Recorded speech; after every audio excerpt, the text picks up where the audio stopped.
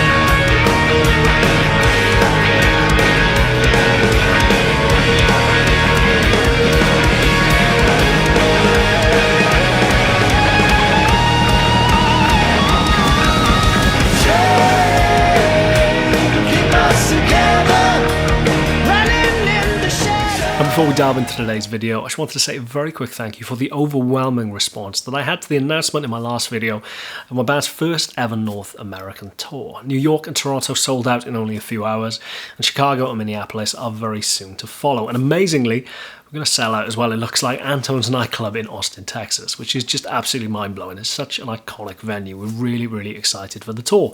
So thank you very much. And also, by the time you're watching this video, we also will have made a big announcement of our second album coming out on 30 Tigers, the label that we've recently signed to in Nashville, on May 23rd, in addition to the biggest ever tour that we've done across the UK and near enough all of Europe as well. I do believe actually by the time you're watching this, tickets will have gone on sale with the pre-sale code Valencia.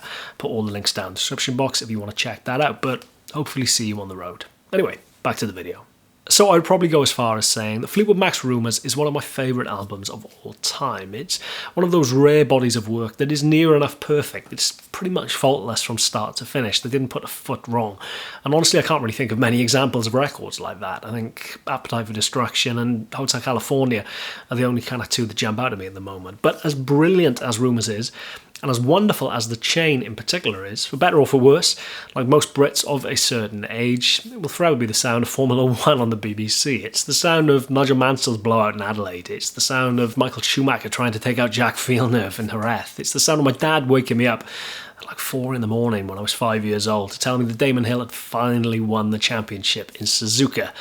And come to think of it, it was probably also one of the first moments that I was really conscious of what I was listening to, being the sound of an electric guitar. And as introductions to an instrument go, it doesn't really get much better than Lindsey Buckingham.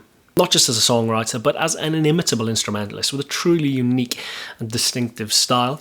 Lindsey, for me, is criminally underrated, and not to try and overthink it, it honestly wouldn't surprise me if my entire approach and ethos towards music was very much dictated by associating the sound of The Chain with the excitement and the intensity and the drama of Formula One at an early age.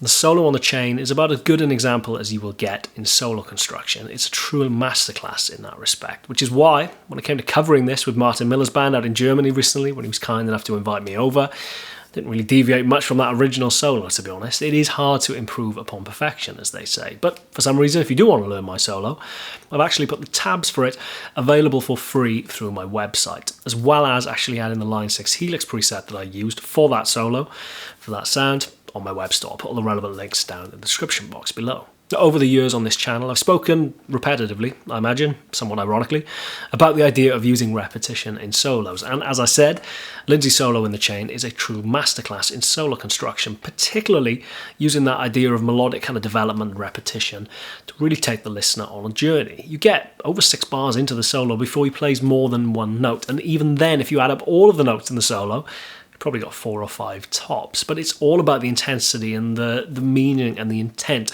with which he plays those notes. That octave jump from a low E to a high E that literally and figuratively kind of transports you from one part of a track to the other.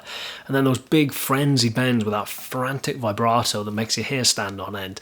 Honestly, it's a cliche at this point to say less is more, but it really is a masterclass. It's a truly incredible example of how to say a lot while not actually saying very much at all. Again, serve the song is a bit of a cliche at this point, and I'm overused and I'm very much aware of that. But again, it is a truly brilliant example of how to play a guitar part or a guitar solo whose primary objective is to serve the song and kind of keep the song moving at all times and transport you from one part, the lead break, into another part, that big epic vocal outro. For me, it's about as good as a guitar solo could ever get, which is why it kind of blew my mind really when I started doing a little bit of research into it prior to going out to Germany to film with Martin, that nobody really seems to be speaking about it in such terms. I guess it's testament to the fact that the simpler the part, the more it kind of tends to fly under the radar. It's the theatrics and the fireworks that get the headlines, I know, but meanwhile it's the Lindsey Buckinghams, the Mike Campbell, the Keith Scotts of this world who have that unerring knack of playing the right part every single time that tend to fly under the radar. But for me, honestly, that is exactly what it means to be a great guitar solo, and that's